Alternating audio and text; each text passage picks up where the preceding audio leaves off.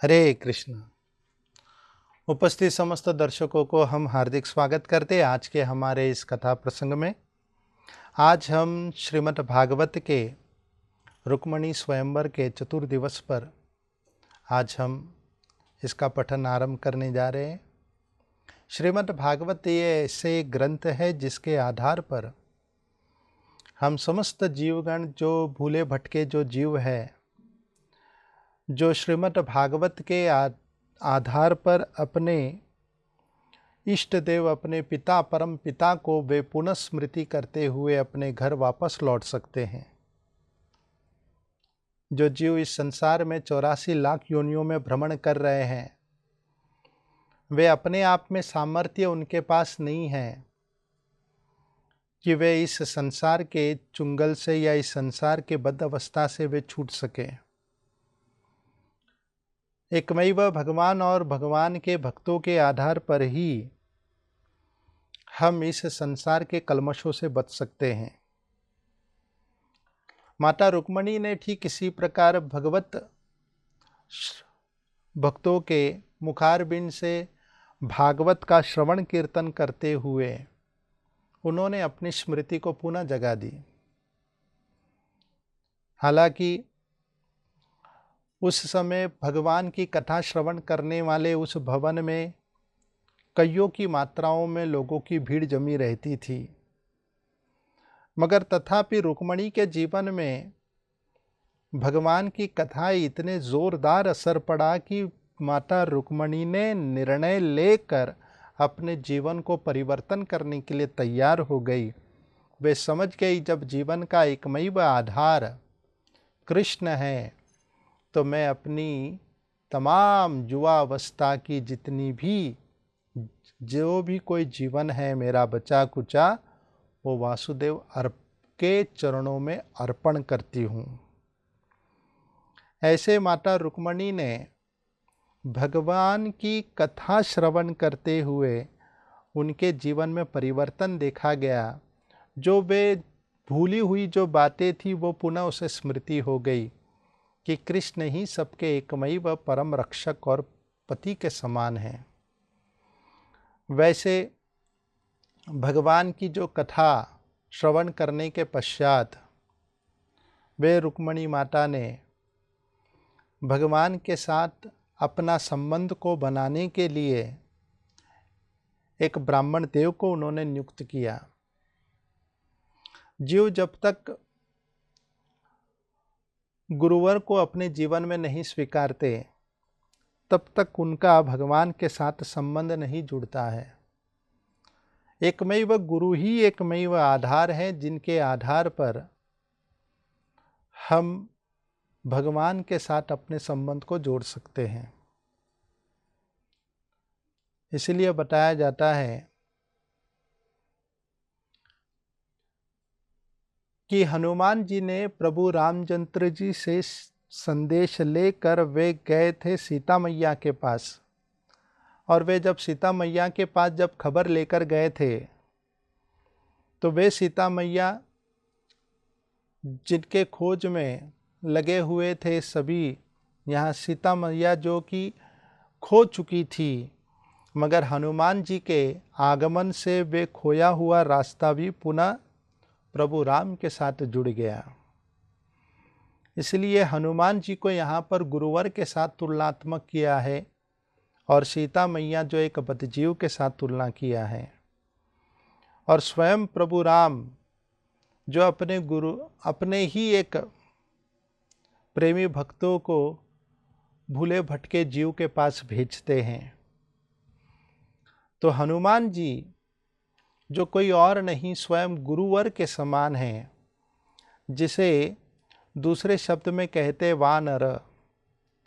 वा नर, वा नर का अर्थ है नर यानी कि मनुष्य, वा यानी कि शायद, जो शायद मनुष्य है। ऐसे ही यहाँ पर गुरु जो होते हैं वो दिखते हैं मनुष्य के समान, मगर वो साधारण मनुष्य नहीं है। वे मनुष्य से भी ऊंचे दर्जे के श्रेष्ठ स्थान पर पूजनीय माने जाते हैं। साक्षात धरित्रेण समस्त शास्त्रे उक्तस्त धावा यतएव षड्भी। वे भगवान के साथ ही उनकी तुलना की गई है, भगवान के साथ ही वे पूजनीय हैं। जिस प्रकार एक सरकार के एक पुलिस अफसर जो जब आते हैं तब उनको जिस प्रकार सम्मान देते हैं, क्योंकि वे एक सरकार के प्रतिनिधि हैं, तो जैसे लोग भारत को सम्मान देने की जो भावना रखते हैं, उसी प्रकार एक सरकार के दफ्तर से एक आए हुए प्रतिनिधि को वे व्यक्ति उसे उसी प्रकार सम्मान देते हैं। ठीक इसी तरह भगवान के भेजे हुए संदेशवाहक को भी भगवान के समान ही उसे सम्मान दिया जाता है, मगर दिखते हैं वा नर के समान, यानी मनुष्य के समान दिखते हैं, मगर वे मनुष्य से भी ऊंचे गति पर हैं। यहाँ पर रुक्मणी माता ने अपने इसी प्रकार संबंध को जोड़ने के लिए एक गुरुवर ब्राह्मण को उन्होंने नियुक्त किया। वे ब्राह्मण जिनके द्वारा जीव का संदेश भगवान के पास जा पहुंचा। इसलिए बताया जाता है गुरु के उपस्थिति में ही हमारा मिलन भगवान से हो सकता है, और जो मिलन भगवान के साथ जीव का होता है उसी को कहते विवाह का अवसर। जैसे प्रभु राम और सीता के विवाह के बीच में लक्ष्मण का बहुत बड़ा अभिनेता माना गया है। ऐसे वर्णन आता है कि जब प्रभु रामचंद्र जी ने अपने हाथों में वरमाला जो सीता मैया के गले में अर्पण किए, तो सीता मैया अब प्रभु रामचंद्र जी के गले में वरमाला पहनाने के लिए, प्रभु राम का कद काफ़ी ऊंचा था, तो सीता मैया के हाथों से प्रभु रामचंद्र जी के गले में हार पहनाने के लिए प्रभु राम को झुकना जरूरी था, मगर रामचंद्र जी जानकर ये जानते थे कि वे हार नहीं पहनाएगी, तब भी वे एक विनोद पूर्वक प्रभु रामचंद्र जी केवल सीधे खड़े रहे। सीता मैया अब हार पहनाई कैसे? अब वे विचार विमर्श में पड़ गई कि जब तक राम झुकेंगे नहीं तब तक तो यहां पर मैं हार पहना नहीं पाऊंगी। तो ठीक उसी तरह जीव जो है वे भगवान के साथ उनका मिलन तब तक नहीं होगा जब तक भगवान उनके समक्ष कृपा नहीं बरसाते हैं। तो भगवान की कृपा कब बरसी? जिस क्षण प्रभु राम के समक्ष लक्ष्मण खड़े थे, तो लक्ष्मण ने जब देखा कि रामचंद्र जी जिनके गले में हार पहनाने के लिए माता सीता को दिक्कत हो रहा है, उसी क्षण लक्ष्मण ने रामचंद्र जी के चरणों पर दंडवत प्रणाम कर कर गिर पड़े। अब जब उनके चरणों पर गिर पड़े, तो जब प्रभु राम जब लक्ष्मण को उठाने गए, उसी में ही मौका देख कर माता सीता ने चौका मार दिए। उन्होंने तुरंत उनके गले में हार पहना दिए। इस तरह माता सीता के द्वारा प्रभु राम का विवाह का मुख्य जो पात्र खेलने वाले, इस विवाह के मुख्य जो पात्र खेलने वाले वे थे लक्ष्मण। क्योंकि जब लक्ष्मण झुके तो प्रभु रामचंद्र जी लक्ष्मण को उठाने के लिए झुके थे। उसी क्षण माता सीता ने राम के गले में वरमाला पहना दिए। ठीक इसी तरह गुरु की कृपा से ही हम हमारे इष्ट देव भगवान के साथ हम हमारा मिलन कर सकते हैं। भगवान के साथ हमारे मिलन का मुख्य जो योगदान होता है वो गुरुवर होते हैं, और जो मिलन को ही विवाह का अवसर कहते हैं। मिलन को ही विवाह का अवसर कहते हैं। यहाँ पर माता रुक्मणी जिनने प्रभु भगवान कृष्ण के साथ विवाह करने के लिए, उनसे अपने जीवन को जोड़ने के लिए उन्होंने ब्राह्मण देव को, श्रेष्ठ विप्र को उन्होंने खोजते हुए उन्हें विदा किए। और ऐसा विप्र था तो कहते हैं वे विप्र जब भगवान के जब द्वार पर जब आए तब उसी क्षण उन्होंने भगवान श्री कृष्ण को किस प्रकार देखा। आसीन कांचन आसने, आसीन कांचन आसने, जो एक सोने के आसन पर विराजित है। अब सोने के आसन पर जब देखा तो ब्राह्मण देव तो समझ गए कि यहाँ पर हमारे प्रभु, हमारे होने वाले दामाद वे भी कम नहीं हैं।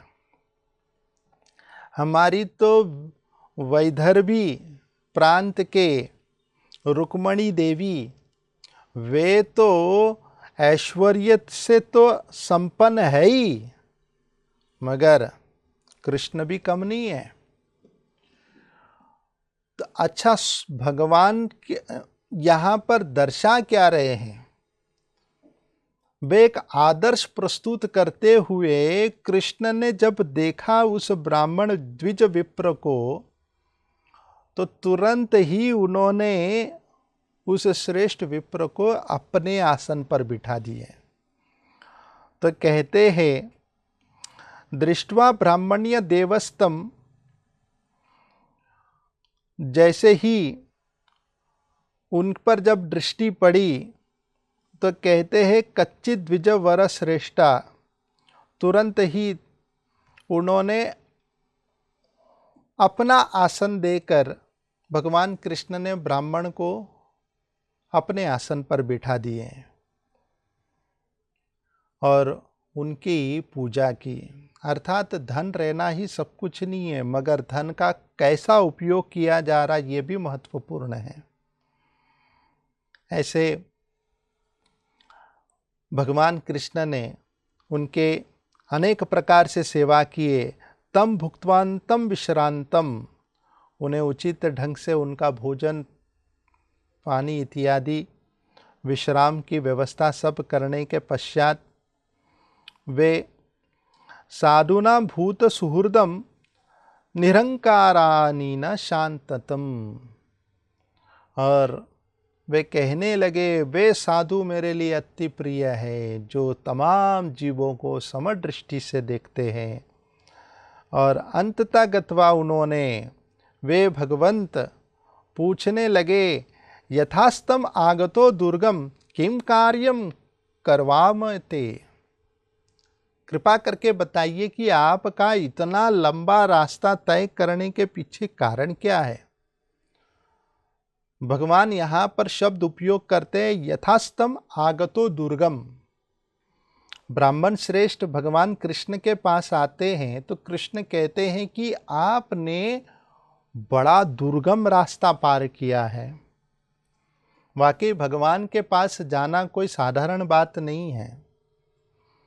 भगवान के पास जाने वाला व्यक्ति जिन्होंने बड़े से बड़े दुर्गम रास्ते को पार करके गए हैं, वे तो द्वारिका के समुंदर के बीच में उनका निवास स्थान है। उन्होंने तो बाह्य रूप से तो उस समुंदर को पार किए, मगर आंतरिक दृष्टिकोण से जो व्यक्ति भगवान के पास पहुँचते वो भवसागर पार कर कर जाते हैं। इसलिए इस राह को दुर्गम कहा गया है। और किस प्रकार का रास्ता, वो सागर किस प्रकार के हैं, काम क्रोध लोभ मोह मद मत्सर्य से भरा हुआ ये समुंदर जो भव रोग है, इस भवरोग समुंदर को पार करना ही सबसे बड़ा दुर्गम कार्य है, जिसे यहाँ पर भगवान कृष्ण इस द्विज विप्र श्रेष्ठ को कहते हुए उनके चरण दबा रहे हैं। हालांकि उनका नाम गोपाल चंपू में उनका नाम कहा गया है सुनंदन। तो भगवान कृष्ण कहते हैं कि आपका नाम सुनंदन है तो मेरा नाम नंदनंदन है। वाह वाह, खूब जोड़ी जमेगी, बोलकर और जोर जोर से चरण दबाने लगे। तो यहाँ पर कृष्ण इस द्विज विप्र श्रेष्ठ ब्राह्मण से वे जब वार्ता कर रहे हैं तो हृदय खोलकर वार्ता कर रहे, ताकि इस ब्राह्मण को मुझसे बात करने में कोई आपत्ति या कोई संकोच ना हो। जब तक हृदय नहीं खुलेगा तब तक वे अपने मन की बात या अपने समाचार कैसे वो देगा। तो वैसे भगवान कृष्ण ने पहले तो उनके मन को जीत लिए हंसी खेल के द्वारा, और उनके मन को जीतने के बाद वे पूछते हैं कि कृपा करके बताइए यहाँ पर लीलिया गृहित देहना। वे तो जान गए ये तो भगवान की लीला है, भगवान जो कर रहे हैं ये तो केवल एकमैव लीला है, जिसके आधार पर भगवान मुझसे पूछ रहे हैं कि किंग कार्यम। असल में भगवान को तो सब कुछ पता है। तो द्विजश्रेष्ठ ब्राह्मण यहाँ पर इस विषय को जानते थे कि कृष्ण कोई साधारण व्यक्ति नहीं है, जिन्होंने ये कह दिए कि माता रुक्मणी ने आपके लिए प्रेम संदेश भेजा है। सुनते ही कृष्ण के मन में विचार आ गया। तो यहाँ पर पूर्वार्ध और उत्तर पक्ष दोनों को भी यदि यहाँ पर नज़र दे तो उसी के अनुरूप माता रुक्मणी ने इस पत्र को लिखे थे। तो वे अपने मन में ही प्रश्न किए कि कृष्ण किस प्रकार विचार कर रहे हैं, और उन्होंने उसी प्रकार उनका उत्तर भी दिए। तो जैसे किसी को कुछ यदि सामने वाले व्यक्ति को कुछ समाचार देना है तो समाचार देते वक्त उनके मनोभावनाओं को जानकर वे उन्हीं के अनुरूप देते हैं। ठीक इसी तरह माता रुक्मणी ने कृष्ण के मनोभावनाओं को जाने कि हो सकता है कि कृष्ण ये विचार करे कि इस प्रकार की हरकतें मैं क्यों कर रही हूँ। एक राजकुल की कन्या होने के बाद भी मैं इस प्रकार के बेशर्मी का कार्य कर रही हूँ। इसीलिए उन्होंने पहले से ही कह दिए कि मैं बेशर्म हूँ, यानी कि पत्र पढ़ने के पहले से ही आप इस बात को जान लीजिए। तब तो फिर आगे कहना ही क्या। अब जब उन्होंने कह दी है कि मैं बेशर्म हूँ, तब तो फिर कृष्ण का और कुछ प्रश्न उठना ही नहीं चाहिए। अतृप्तम में वो कह रही है कि मेरे अंदर इस प्रकार की बेशर्मी का कारण आप हो, क्योंकि आपकी कथा मेरे पास आई। दूसरा, आप इतने सुंदर हो। तीसरा, कर्ण विव्रई हर तो अंगतापम, जो कर्ण के जो छिद्र है वो 24 घंटा वो तो ऑनलाइन ड्यूटी में रहते हैं। तो कर्ण रेंद्र में जब शब्द ध्वनि प्रवेश किए तो उसमें मेरा क्या कसूर? मेरा क्या कसूर आपकी कथा मेरे पास आया? मेरा क्या कसूर आप इतने सुंदर हो? मेरा क्या कसूर जब आपके कथाओं की जो शब्द ध्वनि मेरे कर्ण रेंद्र में प्रवेश की? तो कानों का भी दोष नहीं है। और इस प्रकार वे कह रही है, अब आगे जिसके कारण मेरे जीवन के तमाम परेशानी से मैं निवृत्त हो गई। श्रुत्वा गुणान भुवन सुंदर शृण्व ताम ते निर्विश्य कर्णै विवरै हर्त अंगतापम। वे कह रही है कि भगवान की कथा सुनकर मेरे सारी परेशानी धुल गई। भगवान की कथा ही इतनी बलपूर्वक है। यदि कोई भगवान की कथाओं को यदि कोई ध्यानपूर्वक श्रवण कीर्तन करते हैं, सुनिश्चित है कि उनके जीवन की तमाम विपत्तियों से वे राहत प्राप्त करते हैं। हम देखते हैं पितामह भीष्म जो तीरों की सैया में लेटे थे।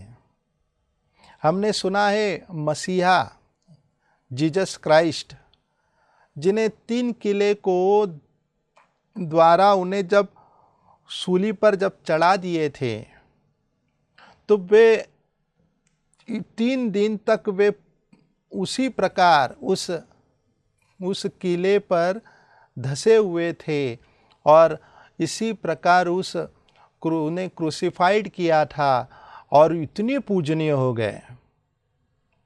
अब जरा सोचिए पितामह भीष्म जिनके शरीर में 1 नहीं 2 नहीं 3 नहीं पूरे शरीर में किले धसे हैं, तो जरा सोचिए पितामह भीष्म भी कितने पूजनीय होंगे। वैसे पितामह भीष्म जिनके शरीर में अनगिनत तीर धसे थे, पस निकल रहा था उनके शरीर से, मगर तथापि वे कृष्ण कथा कहने में थोड़ा भी संकोच नहीं किए। ऐसे तीरों की सैया में लेटे हुए पितामह भीष्म कृष्ण कथा की शक्ति आई कहां से? हर्त अंग तापम, क्योंकि उनके जितने भी ताप थे वो कृष्ण कथा में ही निवृत्त हो गया। जब अर्जुन जिस क्षण गोपियों को जब लेकर आ रहे थे द्वारिका से, जब उनको ये खबर हुआ कि कृष्ण अपने स्वधाम के लिए प्रस्थान किए, तो गोपियों को कुछ आदिवासियों ने उन्हें परास्त कर उनसे छीनकर गोपियों को लेकर चले गए। अर्जुन इतने विपत्ति स्थिति में इतने वेदन आर्तनाद पूर्वक उस वेदना को सह नहीं पा रहे थे, मगर जैसे ही उन्होंने कृष्ण की कथाओं को स्मरण किया, तत्क्षण उन्हें वहीं पर ही राहत प्राप्त हुआ। वे अपने जीवन में केवल भगवान के कथाओं के आधार पर देश कालार्थ युक्तानि ऋत तपो उपशमानि च हरन्ति स्मरतश्चित्तम गोविंदाभितानि में। केवल गोविंद के स्मरण करने मात्र से उन्हें शांतता प्राप्त हुई। इसी प्रकार कार्य और कारण जब तक मिलेगा नहीं तब तक वे कभी शांत नहीं होगा। तो कार्य जो नदी के रूप में आप स्वीकारो और कारण जो समुंदर से ही नदी की उत्पत्ति होती है। यदि आप देखो गंगा वो बह रही है, इतनी रफ्तार से बहती है, मगर वो गंगा रफ्तार से बहती है और शांति कहाँ प्राप्त करती है? जब वो समुंदर से उनका भेंट होता है। तो समुंदर ही उस गंगा का मूल कारण है और वही गंगा वो समुंदर का ही कार्य है। तो जब तक वो गंगा समुंदर से नहीं मिलता तब तक वो दौड़ लगाती रहती है। इसी प्रकार जीव जब भगवान की कथाओं को श्रवण करते हैं तो कार्य कारण का जब मिलन होता है तब उन्हें सांत्वना प्राप्त होता है। इस तरह माता रुक्मणी के चित्त में जितने भी संताप थे वो तत्क्षण उन्हें विराम, एक राहत प्राप्त होता है। इस प्रकार वे कहती है, आगे कहती है कि जो भुवन सुंदर शृण्वताम ते निर्विश्य करणे विव्रय हर्तो अंगतापम रूपम दृश्यमताम अखिलार्थ लाभम। अखिलार्थ लाभम, जो भगवान की कथा श्रवण कीर्तन करने वाला व्यक्ति सर्वोच्च प्रकार के अखिलार्थ लाभम, वो ऐसे वस्तु को प्राप्त करता है जो वास्तविक उनके जीवन का प्रयोजन पूर्वक सत्यता के रूप में उनके जीवन में अर्थ के रूप में वे प्रकट होता है। अन्यथा वही वस्तु उसके लिए अनर्थ के रूप में रहता है। जब तक कार्य कारण का मिलन नहीं होगा तब तक वे अनर्थ से उसी प्रकार वे संघर्ष करता रहता है जब तक उसका भगवत कथाओं के साथ उनका चित्त नहीं रमता। यहाँ पर माता रुक्मणी कहती है, अछूतम कर कर वे संबोधित करते हुए कहती हैं कि आप भी अछूत हो। अछूत यानी जो अपने भक्त की रक्षा करने में कभी चूकते नहीं। इस प्रकार वे भक्त वत्सलता के गुणों को जगाते हुए भगवान के इन गुणों को वे गाती हुई आगे कहती हैं। अब क्या कहती है, तो द्विज श्रेष्ठ ब्राह्मण आज इसी प्रेम पत्र के दूसरे श्लोक को वे आरंभ करते हैं।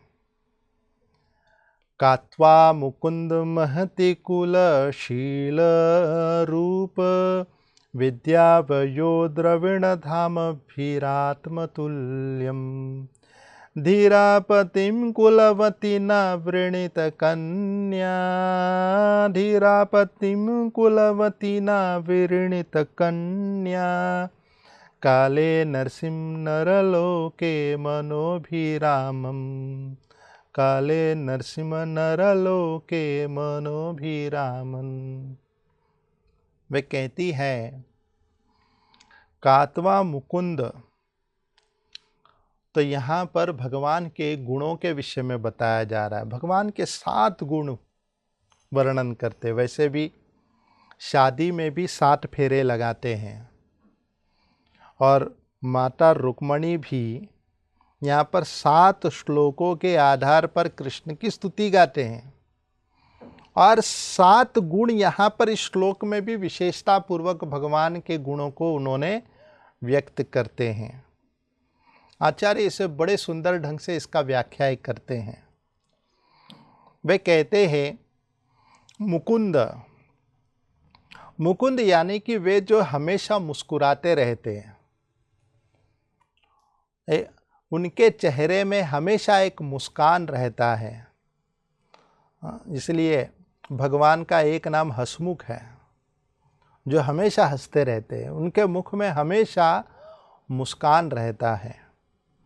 अब देखिए, ये मुस्कान जो है, मुख में एक मुस्कुराहट, ये अन्य केवल अपना ही नहीं, अन्य लोगों के भी चित्त में एक सकारात्मक परिवर्तन प्रदान कराती है, जो कि आज के तारीख में ये बहुत ही मुश्किल से ये दिखता है। चेहरे में मुस्कुराहट, एक भक्त दूसरे भक्त से मिलते भी है तो उसके चेहरे में मुस्कुराहट तो बड़े मुश्किल से निकलती है, जैसे कि वे उस मुस्कुराहट का पैसा भर रहा है। हमें जब एक दूसरे से जब मिलते हैं तो मुस्कुराहट या हंसना ज़रूरी है। यदि हमारे चेहरे में यदि मुस्कान नहीं है तो वो चेहरे की कोई शोभा ही नहीं रहती है। एक भगवान के एक दिव्य गुणों में से ये एक गुण है, उनके चेहरे में मुस्कुराहट रहती है। इसलिए बताया जाता है कि वे इसी मुस्कुराहट से ही सबकी छुट्टी कर देते थे, जो कि उद्धव जी कहते हैं विदुर जी को तृतीय स्कंद में, तथैव चान्या नरलोक वीरा या हवे कृष्ण मुखारविंदम। जब रणभूमि में जब सेनागणों को जब देखते थे तो भगवान श्री कृष्ण और अर्जुन का जब रथ आता था तो लोग कृष्ण को देखते थे, कृष्ण के मंद मंद मुस्कान को देखते थे। उस समय यह हवे कृष्ण मुखार बिंदम, कृष्ण के मुखार बिंद को देखकर सब लोग अपने तमाम चिंताओं से तत्क्षण राहत प्राप्त करते थे। वो रणभूमि में मारामारी के बीच में कृष्ण को वे देखकर उनकी आंखें वहीं अटक जाती थी। नेत्र पिबंतो नैनाभिरामम, वे अपने आंखों से भगवान के सौंदर्यों को पीते रहते थे। और पीछे अर्जुन क्या करते थे? पार्थ अस्त्रपूत पदम अपुर अस्य, पार्थ अपने धनुष्य को लेकर उसमें बाण चढ़ाकर जो छोड़ते थे एक एक को सीधे मोक्ष मुक्ति प्रदान करते थे। जो लोग भगवान को देखकर उनकी दृष्टि अटक जाती थी उनको अर्जुन बाण मार के ये सबको मुक्ति प्रदान कर रहे थे। अब देखिए दोनों का यही एक एजेंडा था, दोनों का मिशन यही था। एक अपने चेहरे के सुंदरता से लोगों को मोहित करते थे, दूसरे अपने बाणों से उन्हें मुक्ति दिलाते थे। उद्धव जी कहते हैं कि इस प्रकार भगवान श्री कृष्ण के मुस्कुराते हुए चेहरे को देखकर लोगों के लड़ने की जो क्षमता है वहीं अटक जाती थी। ऐसे वर्णन आता है कि श्रुतायुष करके एक योद्धा था, इन्होंने महादेव से काफी बल प्राप्त किए थे और महादेव से ऐसा बल प्राप्त किए थे कि जिससे वे चाहते थे कि मैं अर्जुन को मार गिराऊं, तो महादेव को कहा कि मुझे ऐसा गदा दो जिसके ऊपर मैं चलाऊं उसका सर पूरी तरह चकनाचूर हो जाए। महादेव ने कहा ठीक है मैं तुम्हें वह आशीर्वाद देता हूं, लेकिन एक शर्त पे, कंडीशन अप्लाइड। अब शर्त क्या था? शर्त यूं था कि जिनके हाथों में अस्त्र शस्त्र होगा तभी ये काम करेगा, अन्यथा उनके हाथों में यदि अस्त्र शस्त्र नहीं है फिर भी तुमने फेंका तो वो वापस तुम्हारा ही सर पूरी तरह चकनाचूर कर देगा। अब इन्होंने कहा ठीक है हमें तो रणभूमि में अर्जुन के साथ लड़ना है, कोई बात नहीं। अब अर्जुन से इतनी ईर्ष्या थी श्रुतायुष को कि ये पूरे रणभूमि में केवल अर्जुन को खोजता रहता था। अब इतने बड़े रणभूमि में अर्जुन तो मिलते ही नहीं थे, क्योंकि कृष्ण इतने चतुर कि उनके रथ को ऐसे भगाते थे कि वो हाथ में आता ही नहीं था। तो बड़े मुश्किल से कुछ दिनों के बाद उनका आमना सामना हुआ अर्जुन के साथ। कृष्ण भी जान गए बेचारा कितना मेहनत कर रहा है। और जब आमना सामना हुआ तो पहले तो इन्हें बड़ा गुस्सा लगा कृष्ण वासुदेव पर कि ये कैसा रथ चलाता है, इन्हें रथ चलाने का भी ठिकाना नहीं, यहाँ मैं लड़ने के लिए उत्सुक हूँ, ये रथ केवल भगाता रहता है। तब उसी समय उन्होंने श्रुतायुष ने जब कृष्ण के समक्ष देख रहे थे और वे गदा घुमा रहा था। अब कृष्ण ने कहा, अर्जुन बाण छोड़ना मत, खाली पकड़ के रखना। और ये गदा घुमाया जा रहा है और कृष्ण वहां पर मंद मंद मुस्कान दे रहे थे। अब इनका तो पहले से पारा चढ़ा था, अब कृष्ण यहाँ पर मुस्कुरा रहे, ये देखकर तो और पारा चढ़ गया। ये सोच में पड़े, यहाँ पर लड़ रहे हैं हम, जिसको क्या पड़ा है कि इतना मुस्कुरा रहा है। अब उन्हें इतना क्रोध आया, जिस क्रोध में वो उस अर्जुन के ऊपर अपना गदा फेंकने के बजाय उन्होंने सोचा कि पहले इसी को ही मारता हूँ, ये इतना दांत दिखाकर हंस रहा है ना, इसका ही सर फोड़ता हूँ। और उन कृष्ण के ऊपर ही फेंक दिए उन्होंने। जब उनके ऊपर जब गदा को छोड़ा तो वो गदा कृष्ण के पास तक आने के बजाय वो वापस रिवर्स आया और उन्हीं का ही सर फट गया। तो हुआ यूं, क्योंकि कृष्ण के हाथ में तो कोई अस्त्र शस्त्र था नहीं, रथांग पाणी, उनके पास तो रथ के लगाम थे। भला वे कृष्ण के हाथ में कोई अस्त्र शस्त्र नहीं है तो ये गदा कैसे उनको लगेगा। और शिव जी का ये शर्त था, वो कंडीशन क्या था कि जिसके हाथ में अस्त्र शस्त्र होगा तो ये गदा काम करेगा, अन्यथा ये तुम्हारा ही सर फोड़ देगा। और इसी प्रकार यहाँ पर श्रुतायुष ही वे ही यहाँ पर धराशायी होकर मर पड़े। अर्जुन एकाएक सकपका गए, ये क्या हुआ। अर्जुन ने पूछा, कृष्ण ये क्या था। उसने गदा छोड़ा, उसका सर फट गया। कृष्ण ने कहा, अर्जुन तुम समझ नहीं सकते हो, ये मेरे स्वीट स्माइल का कमाल है।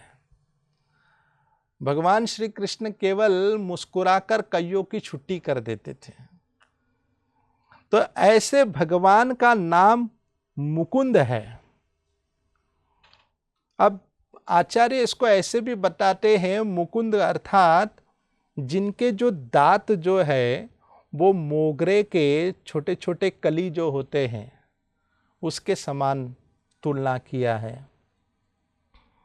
ये कृष्ण के जो दांत जो है वो मोगरे के कली के समान है। जब हंसते हैं तो इतने सुंदर दांत दिखते हैं। और तीसरा इसका उत्तर देते हैं कि वे मुकुंद का अर्थ क्या है। तो कहते हैं मुकुंद का अर्थ है जो मुक्ति गौण शिकारी लागी, जिनके भजन करने से संसार के तमाम प्रकार के बंधनों से व्यक्ति छूट जाता है, जिनके भजन करने से। अब मुकुंद यानी जो मुक्ति के दाता है। तो यहाँ पर जो बंधन अवस्था में जो पड़े हैं, उस बंधन अवस्था से छुटकारा प्राप्त करने के लिए मुकुंद का आश्रय लेना जरूरी है। यदि आप देखिए गौर से, एक स्त्री जो होती है वो सबसे ज्यादा बंधन अवस्था में रहती है। पुरुषों को इतना बंधन नहीं रहता जितना स्त्रियों को बंधन रहता है। जो स्त्रियां जो होती हैं वे पहले अपने पिता माता के बंधन में रहते हैं, फिर वे अपने पति के बंधन में रहते हैं, और जब और बड़ी हो जाती है, जब वृद्ध अवस्था भी आते हैं तो पुत्र उनको बंधन में रखते हैं। और उस पुत्र में भी वो पुत्रगण आपस में लड़ते झगड़ते रहते हैं कि आपको इतना क्या भार घूमना है, बस एक जगह बैठे रहो। अब वो बेचारी जो स्त्री जो होती है वो सबकी ताने सुनती रहती है, कभी पिता, कभी पति, कभी बेटे। इसलिए स्त्रियों का जो जन्म जो है वो सबसे ज्यादा बंधन पूर्वक है। वैसे इसलिए बताया जाता है स्त्रियों को भारिया कहा गया। भारिया, जब उनका विवाह हो जाता है तो वे अपने पति की भार्या मानी जाती है। भार्या यानी भार वहंती इति भार्या, जो भार को धोती है, घर के वजन को वो झेलती है। अब घर के भार को यानी कि सबसे ज़्यादा जिम्मेदारी को झेलती है। इसलिए आप देखिए, माता के ऊपर सबसे ज़्यादा जिम्मेदारी रहती है घर के घरेलू काम में और अपने बच्चों को शिक्षित करने के लिए। यहाँ तक कि पूछा जाता है, बच्चों को भी यही पूछा जाता है, what is your mother tongue, तुम्हारी मातृभाषा क्या है। व्हाट इज़ योर फादर टंग कर कर नहीं पूछते, तुम्हारे पितृभाषा नहीं कहते, तुम्हारी मातृभाषा क्या है। मातृभाषा इसलिए कहते हैं क्योंकि माँ का जिम्मेदारी रहती है, माँ इसके जिम्मेदार व्यक्ति होते हैं अपने बच्चों को शिक्षित करने के लिए। इसलिए बच्चे यदि अच्छे गुणवान नहीं होते तो लोग माता को दोषी ठहराते हैं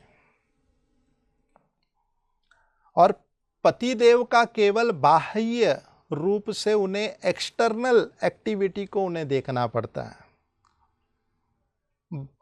तो बहिरंग जो भी कुछ कार्य होते हैं उसे पतिदेव देखते हैं, जो कि आंद्रिणी जितने भी बोझ है उसे भार्या पत्नी उसे वजन के रूप में स्वीकारती है। इसलिए पत्नी के ऊपर बहुत जिम्मेदारी रहती है। आज के तारीख में नारी मुक्ति आंदोलन चलता है। अब नारी मुक्ति आंदोलन में भी वे भी क्या चाहते हैं कि हम मुक्ति प्राप्त करें, हम हमारे समस्याओं से मुक्ति प्राप्त करें। मगर कितने भी आंदोलन चलाइए, जब तक वासुदेव के शरण नहीं लेंगे तब तक मुक्ति प्राप्त नहीं होगा।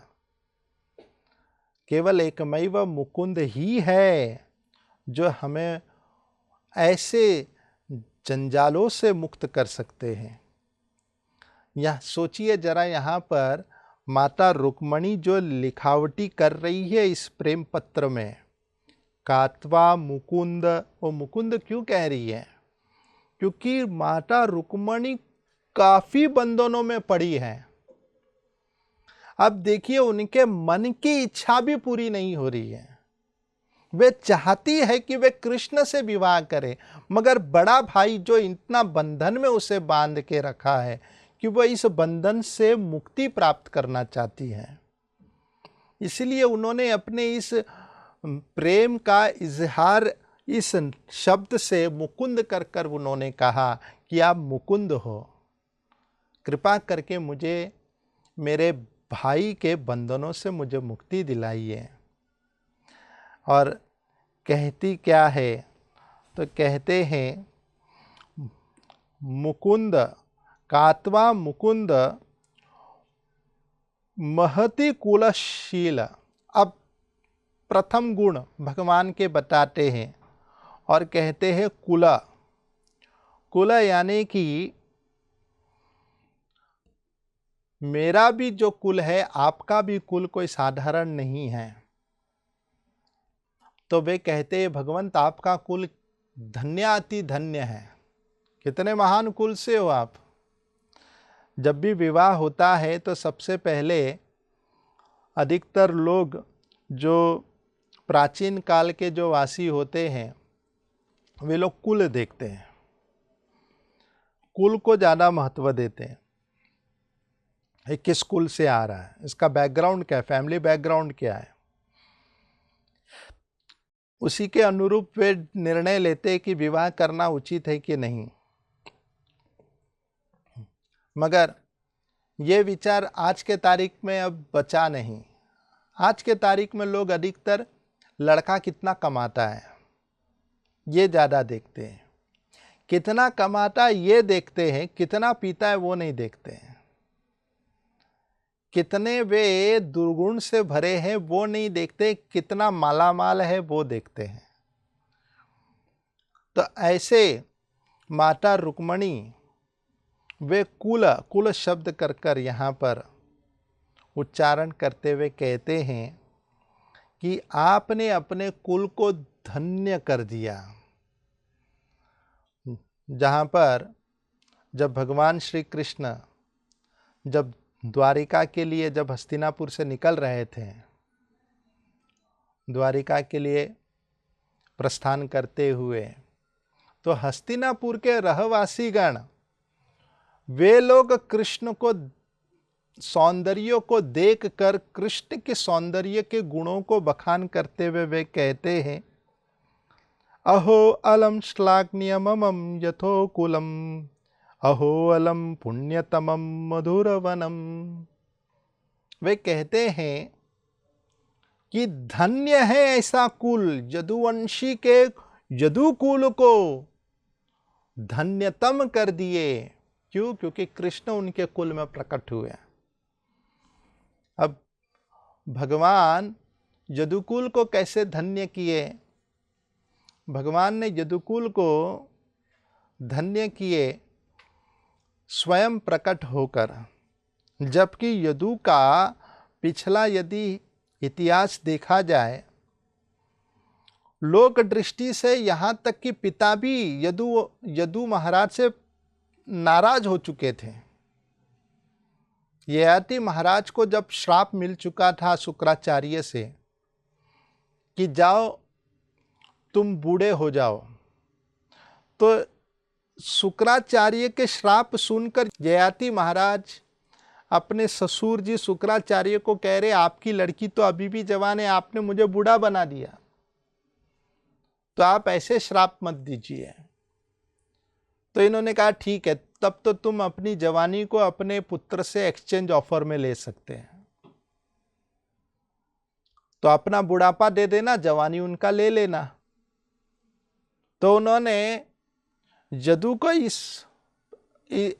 के समक्ष ये प्रस्ताव रखे थे कि देखो बेटा यदु, तुम्हारी माता अभी भी युवक है, मैं बूढ़ा हो चुका हूँ। ससुर जी ने कहा कि अपने बच्चों से जवानी लेके बुढ़ापा उनको दे सकते हैं, तो क्यों ना ऐसा करते हैं कि तुम अपनी जवानी मुझे दे दो, मेरा बुढ़ापा तुम ले लो, ताकि मैं अपना और समय आपकी माँ के साथ बिता सकूं। सुनते ही यदु महाराज, हरि बोल, ये हमसे नहीं होगा, तुरंत उन्होंने हाथ ऊंचा कर दिए। अब यहां पर यदु महाराज के इस बात के सुनकर पिताजी नाराज हो गए और उन्होंने यहां तक कह दिया कि तुम्हारे वंशज के कोई राजा ही नहीं बनेंगे। और पुरु महाराज ने उनकी वार्ता सुनकर पुरु महाराज ने पिताजी के वृद्ध अवस्था को लिए युवा अवस्था को दे दिए।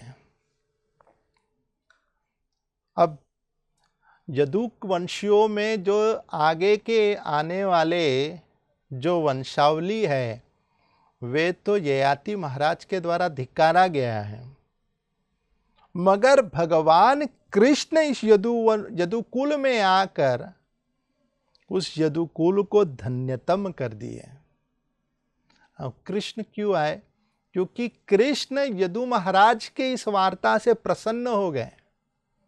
अब कोई पूछेगा इसमें ये तो बहुत ही विरोधापूर्वक बातें लग रही है, ये विरोधाभास कैसे इसे समझा जाए? पिताजी की बात को नकार दिए तो भी भगवान प्रसन्न हो गए। अब पिताजी की बात को ठुकरा कर भगवान प्रसन्न होने का कारण क्या है? क्योंकि यदु महाराज ने ये कहा कि मैं बुढ़ापा नहीं लेना चाहता हूं, क्योंकि मुझे भरी जवानी में भजन करना है। और इसी कारण से उन्होंने कह दिए कि मुझसे ये कार्य नहीं होगा। इसलिए कहा जाता है भगवान के भजन साधन जो है वो युवा अवस्था में होता है। बुढ़ापे में क्या भजन करेंगे?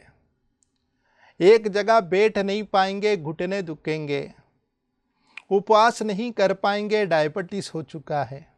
यात्रा नहीं कर पाएंगे, कमर दुखता है। अब तरह तरह के भक्ति के विधि विधान को भी वो नहीं कर पाएगा, क्योंकि उनके शरीर उनका जरा अवस्था, बुढ़ापा अवस्था में आ चुका है। जितने व्यक्ति युवा अवस्था में उतने अच्छी तरीके से भजन साधन कर सकते हैं। इसलिए कहा गया है, नाक से बहेगा नाला, लाठी से पड़ेगा पाला। अरे पड़े पड़े जिंदगानी में, थूकते रहेंगे पिकदानी में। भक्ति क्या करोगे बंदवानी में, जो कि भजन कर लो भरी जवानी में। भजन जो होता है वो भरी जवानी में ही होता है। बुढ़ापे में भक्ति नहीं हो पाएगा। इसीलिए यहाँ पर जो यदु महाराज ने नकारे कि मुझे आपकी बात से सहमत नहीं है, मैं अपनी जवानी अपने पास रखूँगा, मैं आपसे बुढ़ापा नहीं लेना चाहता हूँ, क्योंकि मुझे भक्ति करना है। ये सोचकर भगवान इनके बातों से इतने प्रसन्न हो गए कि उन्होंने ये दृढ़ निश्चय ले लिए कि मैं जन्म लूँगा, प्रकट होऊंगा तो यदुकुल में जन्म लूँगा। इसलिए यदुकुल को धन्य कर दिए। आज यहाँ पर माता रुक्मणी कह रही है, आपके कुल धन्य है। इसलिए रुक्मणी देवी आगे क्या कहती है कि इतना ही नहीं, केवल कुल ही नहीं, कुलशील, आप शील स्वभाव के हो। अब भगवान कृष्ण शील स्वभाव अर्थात वे भले ही भगवान क्यों ना रहे, एक राज्य का एक साधारण नागरिक भी भगवान कृष्ण या रामचंद्र जी के पास सीधे जाकर बात कर सकते थे। राम की सभाओं में क्या कहा जाए, वहां पर तो गरीब निर्धन की तो बात छोड़िए, एक कुत्ता भी आकर कंप्लेन कर सकता है। कुत्ते को भी राइट्स दिया था, कुत्ते जैसे जानवर को भी अधिकार दिया था कि कोई यदि आपके जीवन में कोई शिकायत होगा तो आप भरी सभा में आकर अपना शिकायत दे सकते हैं। प्रभु रामचंद्र जी की क्या शीलता थी, इतने शील स्वभाव के थे। वैसे भगवान श्री कृष्ण जो शील स्वभाव के जो शिक्षा ये देते हैं कि हमेशा हमारे जीवन में विनम्रता होना जरूरी है। यदि आप देखिए अर्जुन और कर्ण के विषय में, अर्जुन जो थे शील स्वभाव के थे, कर्ण जो थे निपुण स्वभाव के थे। यदि भगवान के समक्ष निपुणता और शीलता यदि रख दिया जाए तो भगवान निपुणता को नहीं देखते, शीलताओं को देखते हैं। जो आज के तारीख में जो बाहर के जितने भी जॉब देने वाले, जितने भी जो इंटरव्यू करने वाले जितने भी एग्जामिनर है, वे तो केवल निपुणता देखते हैं, कितने साल का एक्सपीरियंस है। वे ये नहीं पूछेंगे कि कितने ईमानदार हो आप। उन्हें ईमानदारी से कोई लेना देना नहीं। ईमानदारी आप अपने घर पे रखना, यहाँ पर निपुणता चाहिए। बाहर के दुनिया में लोगों को निपुणता चाहिए, एक्सपीरियंस चाहिए, स्किल्ड वर्क चाहिए, ईमानदारी नहीं। ईमानदारी से कोई मतलब नहीं है। मगर भगवान के द्वार में भगवान को निपुणता नहीं चाहिए कि आप कितनी अच्छी तरीके से मृदंग बजा रहे हो, कितनी अच्छी तरीके से आप गीत गा रहे हो, कितनी अच्छी तरीके से आप प्रवचन दे रहे हो, कितनी अच्छी तरीके से आप कुकिंग कर रहे हो। ये सब सेवा की निपुणता है। मगर शील स्वभाव यही एक सबसे बड़ी संपत्ति है। ये यदि आभूषण है तो उसे और कोई आभूषण की आवश्यकता नहीं। ऐसे जो भागवत कथा करने में निपुण थे, मगर शील स्वभाव का उनके अंदर शीलता के गुण नहीं थे, और वे थे रोमहर्षण। रोमहर्षण जो थे, जिनके अंदर बड़ी निपुणता थी, जब वे प्रवचन करने के लिए बैठते थे तो कईयों की मात्राओं में ब्राह्मणों ऋषिगण उनके समक्ष बैठते थे।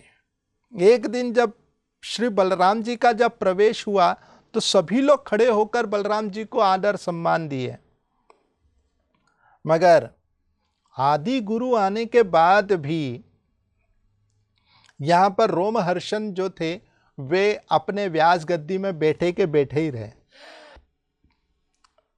बलराम जी समझ गए इनके पास शील स्वभावता नहीं है, केवल भागवत कथाकार की निपुणता है। अदान्तस्य विनितस्य वृद्धा पंडित मानिना न गुणा भवन्ति स्म नात्यस्य वा जितात्मना। वे कहने लगे अदान्तस्य विनितस्य वृद्धा पंडित मानिना, अरे वृद्धा ही अपने आप को पंडित मानता है। तुरंत उन्होंने एक घास का तिनका लिया, सीधे उनके गले की इधर फेंके, वहीं पर ही वो धराशायी होकर मर पड़ा। सीधे व्यास गद्दी में श्री बलराम जी ने एक जन को मृत्यु के घाट सुला दिए। तो ऐसे श्री बलराम जी ने किए क्यों? क्योंकि इनके अंदर निपुणता बहुत है, शील स्वभाव नहीं है।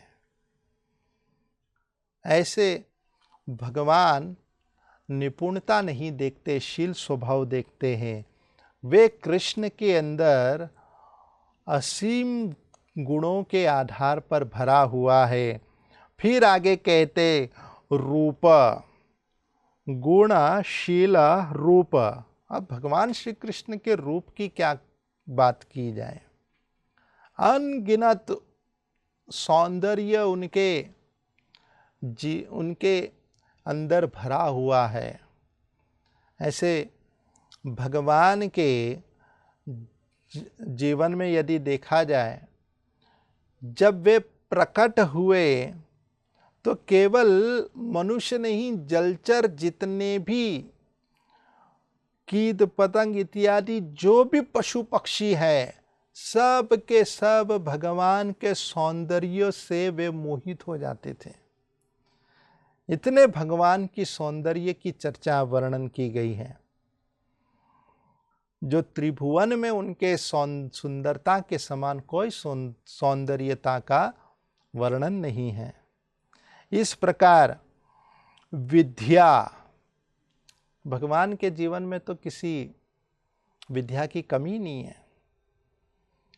वे भगवंत जिन्होंने भगवत गीत कुछ गीत गाए तो वो भगवत गीत के रूप में वे विख्यात हो गए। इस तरह वयो द्रविण धाम भी आत्मतुल्यम।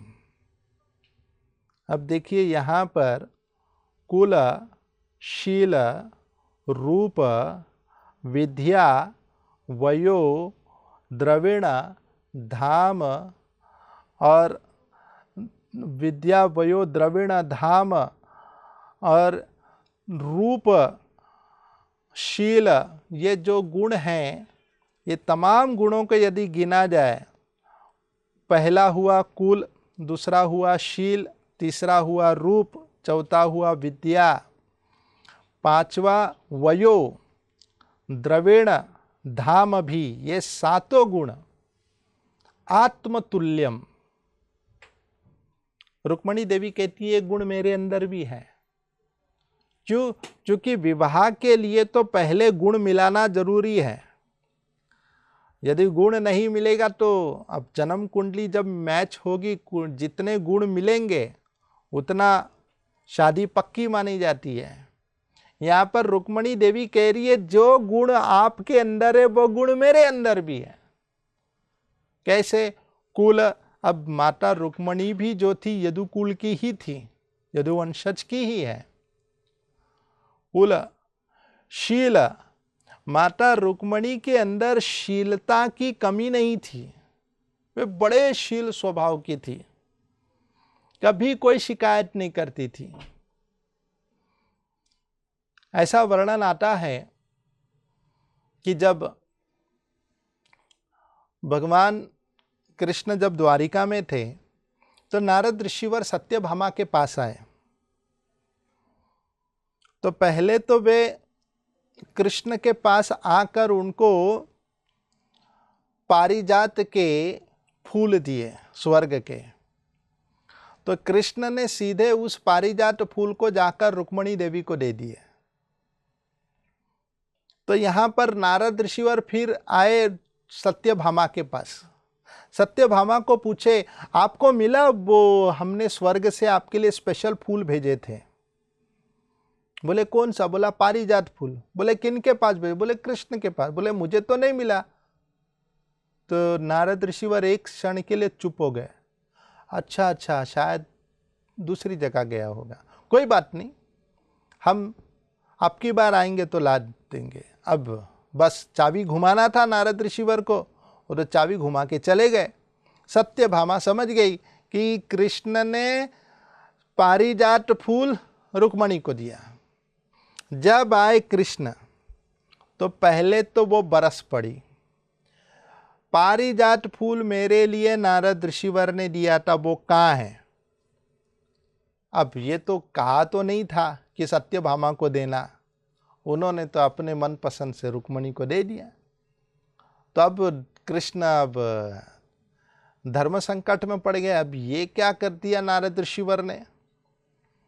तो सत्यभामा जब बरस पड़ी तो कृष्ण ने कहा, तुम छोड़ो ना, ये फूल से क्या करना है, हम तो तुम्हारे लिए पेड़ ही लाएंगे सीधा, चिंता मत करो।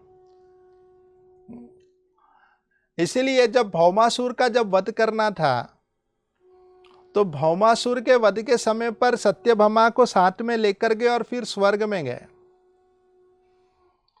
और भगवान कृष्ण सत्यभामा के साथ स्वर्ग गए। स्वर्ग से ही उन्होंने पारिजात वृक्ष को उठा लिया था और उठा के सीधे लाकर सत्यभामा के आंगन में लगा दिए। अब जब आंगन में लगाए, अब कृष्ण ने उस पारिजात वृक्ष तो लगाया, रोज उस पर पानी डालकर उसे बड़ा करती थी, वो ध्यान देती थी सत्यभामा वृक्ष ठीक से बढ़ रहा है कि नहीं। वो धीरे धीरे धीरे बढ़ रहा था।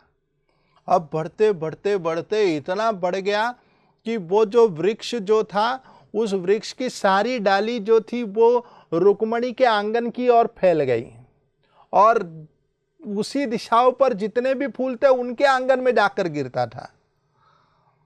अब यहां सत्यभामा तो देख रही है ये क्या हो रहा है, पानी मैं डाल रही हूं, फूल उधर गिर रहा है। तो तुरंत वो कृष्ण पर बरस पड़ी, ये तुमने कैसे पेड़ लगा दिया, तुम भी टेढ़े हो, तुम्हारा काम भी टेढ़ा है, ये क्या कर दिया तुमने? तो कृष्ण ने कहा क्या हो? बोले अरे देखो ये सारे जितने भी डालियां सब उस दिशा पर घूम गए। तो कृष्ण ने कहा अच्छा अच्छा अच्छा, ऐसा हो गया, कोई बात नहीं। बोले क्या कोई बात नहीं, हम चाहते थे हमारे घर पर होना चाहिए पारिजात, लेकिन ये पड़ोस में चला गया। तो कृष्ण ने कहा देखो इससे एक लाभ है। बोले क्या लाभ है? बोले ये पारिजात फूल जो है सुबह सुबह ब्रह्म मुहूर्त 3:30 बजे आता है।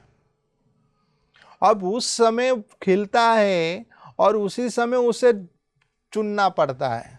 तो अब सोचिए रुक्मणी को सुबह सुबह उठना पड़ेगा, उठकर उसे धोकर उसे माला बनाना पड़ेगा, फिर माला बनाकर फिर वो मुझे ही पहनाएगी और मुझे पहनाएगी तो मैं तुम्हें ला कर दे दूंगा, तो तुम्हें तो बैठे बैठे बनाया हुआ माला मिल रहा है। तो सत्यभामा ने कहा हाँ ये बात ठीक है, थोड़ा सा और टेढ़ा कर दो, अच्छा काम हो रहा है। अब जैसे तैसे कर कर कृष्ण सत्यभामा को समझा देते थे, लेकिन रुक्मणी को समझाने के लिए उन्हें दिक्कत नहीं होता था। एक बार तो अब कृष्ण हंसी मजाक केवल रुक्मणी के साथ ही करते थे, सत्यभामा के साथ नहीं करते थे। तो एक समय तो ऐसी वार्ता हो गई कि उन्होंने अब रुक्मणी देवी को कह दिया। अब रुक्मणी देवी को 10 बच्चे भी हो गए, विवाह होने के बाद उनके भी बच्चे हो गए। और एक दिन कृष्ण कहते हैं, रुक्मणी तुमने गलत आदमी को चुन लिया लगता है शादी के लिए। रुक्मणी देवी पूछे क्यों? ले देखो ना, हमारे रहने का ठिकाना नहीं, कुछ नहीं, समुंदर के बीच में रहते, सबसे डर के भाग के इधर आ गए। और तो क्या ये शिशुपाल तुम्हारे लिए बढ़िया था, इतना बड़ा बलवान व्यक्ति था, इतना उनके पास धन शौहरत की कमी नहीं थी, कहाँ खामखा मेरे पीछे आ गए। अभी भी मौका है, तुम्हें यदि उनके साथ जाने का विचार है तो तुम जा सकते हो। बस इतना बोलने मात्र से रुक्मणी वहां मूर्छित होकर गिर पड़ी। इतनी शील स्वभाव की थी कि वो उस मजाक को भी हकीकत मान ली। भगवान ने उठाए, उन्हें जल इत्यादि छिड़क कर उनको जैसे तैसे करके मनाए और फिर कहने लगे मैं तो मजाक कर रहा था। रुक्मणी देवी कहने लगी ऐसा मजाक ना करना। और वो कहती है कि इस संसार के वर क्या है, इस संसार में जितने भी पति है, सब पति केवल मल मूत्र के भंडार हैं। केवल एकमैव आप ही हो ऐसे पति जो सच्चिदानंद स्वरूप हो। श्रीमद् भागवतम के 10वें स्कंद के 60 नंबर के अध्याय में इसका बड़ा विश्लेषण आता है। अब हमारा जो शरीर जो है, ये शरीर में एक पैकिंग किया हुआ है करके तो सब ठीक ठाक दिखता है। जरा सोचिए, भगवान ऊपर से ये पैकेज नहीं देते हैं, ये पैकिंग कवर नहीं देते, तो क्या गति होती है। अरे मोहल्ले के कुत्ते, कौवे, सब गीद इत्यादि सब पीछे लगे रहते हैं, डंडा लेकर घूमना पड़ता। तो ऐसे जो मलमूत्र से बना हुआ ये जो शरीर, जिनका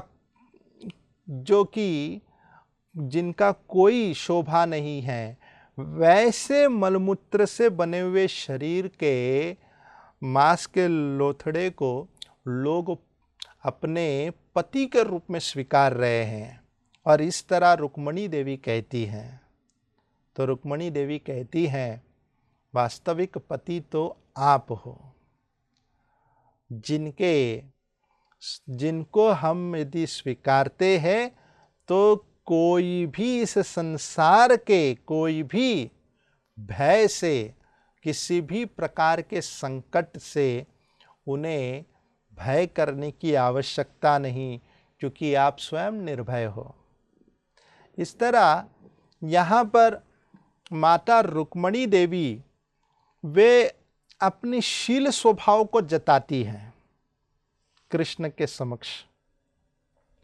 अब रुक्मणी कहती है मेरे अंदर भी शील स्वभाव है, रूप, फिर आदने अब रूप की भी कमी नहीं है, वे ही भगवान जो इतने सुंदर है। तो यहाँ पर रुक्मणी देवी कहती है आप द्वारिका के शहंशाह हो, तो हम विदर्भ प्रांत की शहंशाह है, हमारे पास भी कोई कम नहीं है सुंदरता, हम भी खूब सुंदर हैं। अर्थात माता रुक्मणी ये बता रही है क्यों मैं कह रही हूं कि आप मुझसे विवाह करो। रुक्मणी इसलिए कह रही है कि आप मुझसे ही शादी करना, क्योंकि मेरे अंदर भी सुंदरता की कमी नहीं है, इस कारण से वे कह रही है। और आगे क्या कहती है, इतना ही नहीं, रूप के साथ विद्या। वे जब माता रुक्मणी, वही लक्ष्मी जी, जब समुद्र मंथन से जब उनका प्राकट्य हुआ था, तब उस क्षण लक्ष्मी जी को देखने के लिए सभी लोग तरस रहे थे। सभी लोग ये आकांक्षा में थे कि लक्ष्मी जी मेरे गले में वरमाला पहनाए। तो श्रीमद् भागवतम के 8वें स्कंद में समुद्र मंथन लीलाओं में इसका वर्णन किया है कि रुक्मणी देवी यानी कि वही लक्ष्मी जी जब हाथ में वरमाला लेकर जब चल रही थी तो कहते हैं नूनम तपोयश्न मन्यु निर्जयो ज्ञानम क्वचित् तत्क्षण संगवर्जितम कश्चिन्महान्तस्य न काम निर्जय स ईश्वर किम परतो व्यपाश्रय। तो कहते हैं नूनम तपोयश न मन्यु निर्जय। उसी क्षण वहां पर दुर्वासा मुनि, विश्वामित्र मुनि सब लोग लाइन में खड़े थे कि वरमाला हमारे गले पे पड़े। लक्ष्मी जी ने उनके गले में वरमाला पहनाई नहीं। क्यों? न मन्यु निर्जय, बड़े भले ही बड़े तपस्वी है मगर क्रोध को संयम नहीं कर पाए। फिर वे आगे गई, कश्चिन्मय महा ज्ञानम क्वचित् तत्क्षण संगवर्जितम। तो कहते इनके अंदर तो बहुत सारा ज्ञान है। जैसे शुक्राचार्य, वे शुक्राचार्य इतने बड़े ज्ञानी थे, त्रिकालदर्शी थे, सब भविष्य के बारे में भी जान सकते थे। जब भगवान वामन देव आए तो उन्होंने अपने ही शिष्य बलि महाराज को कहा तुम 3 पग भूमि मत देना, और यहाँ उनको नकार दिए 3 पग भूमि देने के लिए। तो शुक्राचार्य के पास इतना ज्ञान है, ज्ञानम क्वचित् तत्क्षण न संगवर्जितम, मगर हृदय में वैराग्य की भावना नहीं है। तो क्या फायदा ऐसे पति का? लक्ष्मी जी ने उनको भी रिजेक्ट कर दिया। तो कहते कश्चिन महांतस्य न काम निर्जय। अरे इतना बड़ा पोस्ट है, ब्रह्मा जी इतने बड़े पोस्ट में है, जनरल मैनेजर है पूरे सृष्टि के, मगर क्या लाभ? अपने काम से विजेता प्राप्त नहीं किए। स ईश्वर किम परतो व्यपाश्रया। अरे ऐसे ईश्वर का क्या लाभ? इंद्र जो इतने बड़े स्वर्ग के तमाम देवताओं के ईश्वर है, मगर उनके ही जीवन का कोई ठिकाना नहीं। वे कब अपने प्राण छोड़ दे पता नहीं। फिर कहते हैं धर्म क्वचित् तत्र न भूत सुहृतम त्यक्त्वा क्वचित् तत्र न मुक्ति कारणम वीर्यम न पुंसोस्ति अजगवेग निष्कृतम नहीं द्विजित गुण संग वर्जिता। तो कुछ लोग बड़े धर्मनिष्ठ वाले व्यक्ति दिखे। धर्म क्वचित् तत्र न भूत सुहृदम, परशुराम इत्यादि बड़े धर्मात्मा दिखे, मगर हृदय में दया नहीं है। अपनी माँ का भी उन्होंने सर धड़ से अलग कर दिया था, दया की भावना नहीं दिखती है, तो लक्ष्मी जी ने उनको भी रिजेक्ट कर दिया। कुछ ऐसे ऐसे महात्माएं गण थे, त्याग क्वचित् तत्र न मुक्ति कारणम, बड़े बड़े त्यागी हैं लेकिन मुक्ति के लिए कोई चेष्टा नहीं है। क्या लाभ ऐसा त्याग का? वीर्यम न पुंसोस्ति अजवेग निष्कृतम नहीं द्विजत गुण संग वर्जितम। कुछ लोगों बहुत गुणवान दिखते हैं मगर प्रकृति के 3 गुणों के अंदर फंसे हुए हैं। तो कुछ लोग कच्चित चिरायुर नहीं शील मंगलम, तो बहुत आयु वाला दिखा लोमश ऋषि, जो कि ब्रह्मा जी एक मरते ब्रह्मा जी तो लोमश ऋषि के शरीर से एक रोम गिरता है। इतने भयंकर आयु वाले लोमश ऋषि न शील मंगलम, मगर अपनी दुनिया में खोए रहते हैं। तो फिर इनके पत्नी बनकर मैं कैसे रहूंगी?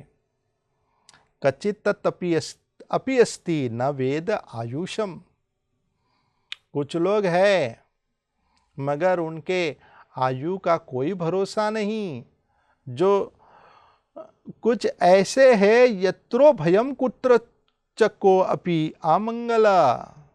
कुछ ऐसे जिनकी आयु भी अच्छी है, जो पत्नी को भी अच्छी तरह देख सकता है, सारे गुण भी हैं, मगर शरीर का वेशभूषा तो अमंगल है। खोपड़ियों की माला पहना, भस्म लगाना, बिच्छू लटकाना, अरे बाबा इनके पत्नी बन के कौन जाएंगे। लक्ष्मी जी ने महादेव को भी रिजेक्ट कर दिए। तब जाकर लक्ष्मी जी ने सुमंगल कश्चन कांक्षते हिमाम, उन्होंने देखा मेरे टक्कर का एक ही व्यक्ति है, वो है स्वयं नारायण विष्णु। और सुमंगलम, वे भगवान जो मंगलमय हैं, उनके गले में ही वरमाला पहनाए। इस तरह माता रुक्मणी ये दर्शा रही है कि मेरे पास भी रूप की कमी नहीं है, हम भी रूपवान हैं। आगे कहती है हमारे पास भी विद्या की कमी नहीं है। जो विद्या भगवत चरणारविंद में समर्पित नहीं होता, वो विद्या किस काम का। अब रामायण में थोड़ा दिशा अगर आप ध्यान देते हैं, आपकी दृष्टि उस दिशा पर ले चलता हूं, जो कि रावण के पास 10 मुख था। अब ये 10 मुखों से प्रत्येक मुख से वो अलग अलग क्षेत्र में निपुण थे। जैसे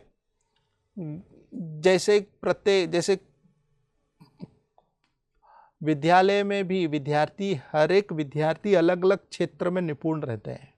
कुछ लोग गणित में निपुण रहते हैं, कुछ लोग खेलने में निपुण रहते हैं, कुछ लोग लैंग्वेज में निपुण रहते हैं, कुछ लोग मॉनिटरिंग करने में निपुण रहते हैं। सबके अलग अलग गुण रहते हैं। अब रावण के पास 10 मुख था, 10 मुख अलग अलग फील्ड में एक्सपर्ट थे। और ऐसे रावण, 10 मुखी रावण, जिनके पास ज्ञान का भंडार था, उनके पास हनुमंत आकर कहते हैं राम नाम बिन गिरा न शोभा, देख विचार त्याग मत मोहा, वसन हीन नहीं सो सुरारी, सब भूषण भूषण वर्णारी। वे कहने लगे राम नाम बिन गिरा न शोभा, राम के नाम के बगैर सब कुछ बेकार है, कुछ शोभा नहीं देता। देख विचार त्याग मत मोहा, विचार करो, अपने इस मोह को त्याग दो, अहंकार को त्याग दो। तुम्हारी जितनी भी विद्या है किसी काम की नहीं। तुम्हारे पास अनेक अनेक विद्या है, मगर वो विद्या राम नाम के बगैर बिन गिराना शोभा, कोई शोभा नहीं देता। सारी विद्वता बेकार है यदि तुमने अपने जीवन में राम के नाम को नहीं जोड़ते। तो कहते क्या है, वसन हीन नहीं सुरारी। जिस प्रकार एक कन्या जो है, जिनको अनेक आभूषणों से भरे हुए हैं, अर्थात रावण के पास अनेक विद्याएं हैं, वैसे ही स्त्री के शरीर में अनेक आभूषण हैं, मगर सारे आभूषण तो है, मगर वस्त्र नहीं है उस स्त्री के पास। तो बिना वस्त्र का आभूषण वाली जो स्त्री है, वो धिक्कारा गया है। वैसे ही रावण की परिस्थिति है कि वे पूरे अपने जीवन में तमाम विद्या को अर्जन किए थे, मगर कोई भी उनमें राम के प्रति शरणागति नहीं था, इसलिए सारी विद्या बेकार है। तो कहते हैं विद्या भी मेरे पास है। अब ऐसी ऐसी विद्या है रुक्मणी देवी के पास। अब स्वयं इस पत्र के आधार पर हम इसे जान सकते हैं कि रुक्मणी देवी के पास ऐसी विद्या है। सबसे बड़ी विद्या तो यही यहाँ पर दिखते है कि रुक्मणी देवी ने ये कहा कि देखो मैं कितनी विद्वता को प्राप्त की हूँ, मैंने आपको अपना पति मान लिया। अब इससे बड़ा विद्या क्या हो सकता है। अब आगे कहते वयो, हम दोनों की आयु भी जो है वो भी हुबहू एक ही टक्कर के हैं। आप भी युवक, मैं भी युवक। द्रविण, मेरे पास भी धन कम नहीं है, आपके पास भी धन कम नहीं है, आप भी खूब माला माल हो, हम भी खूब रईस है। और कहते धाम भी आपके पास भी बड़ा महल है, हमारे पास भी महल की कमी नहीं है। आत्मतुल्यम, ये सब आत्मतुल्यम। तो इन सातों गुणों को कहते हुए वे आगे क्या कहती है, धीरापतिम कुलवती न वृणीत कन्या। अब ये तो सब समान गुण है, मगर रुक्मणी देवी कहती है एक प्लस पॉइंट मेरे पास है। अच्छा, प्लस पॉइंट क्या है? तो रुक्मणी देवी कहती है आई एम ब्रह्मचारिणी, मैं ब्रह्मचारी हूँ, कन्या, मैं अभी भी कन्या हूँ, मगर आप ब्रह्मचारी। अब रुक्मणी देवी कह रही है कि मेरे पास ये प्लस पॉइंट है कि मैं ब्रह्मचारी हूँ, मगर आप नहीं हो। क्यों? क्योंकि आपके पहले से काफ़ी लफड़े हैं वृंदावन में ब्रज की गोपियों के साथ, आपके कईयों के साथ आपके अफेयर चालू है, इसलिए हम तो आपको ब्रह्मचारी नहीं मानते, मगर मैं ब्रह्मचारिणी हूँ। और मैं ब्रह्मचारिणी हूँ तो ये मेरा पूरा हक बनता है कि मैं आपके हाथ को पकड़ सकूँ, आपसे विवाह के लिए प्रस्ताव रख सकती हूँ, क्योंकि मेरा हक है। अर्थात यहाँ पर माता रुक्मणी हास्यपूर्वक एक रस तत्व को यहाँ पर प्रकट करते हुए कहती है कि मैं अभी भी ब्रह्मचारिणी हूँ। वैसे तो भगवान श्री कृष्ण वे तो ब्रह्मचारी ही है, मगर तथापि यहाँ पर उनकी जो लीला के अनुरूप माता रुक्मणी इस वार्ता को लिखित करते हुए समझाती हैं कि आपसे एक प्लस गुण मेरा है, अभी भी मेरा किसी के साथ कोई लफड़ा नहीं हुआ है। आपके तो कईयों के साथ आपने तो कईयों के साथ अपना अपॉइंटमेंट दिए है, मगर हमने तो अपने जीवन में एक ही को ही माना है, वो है तुम।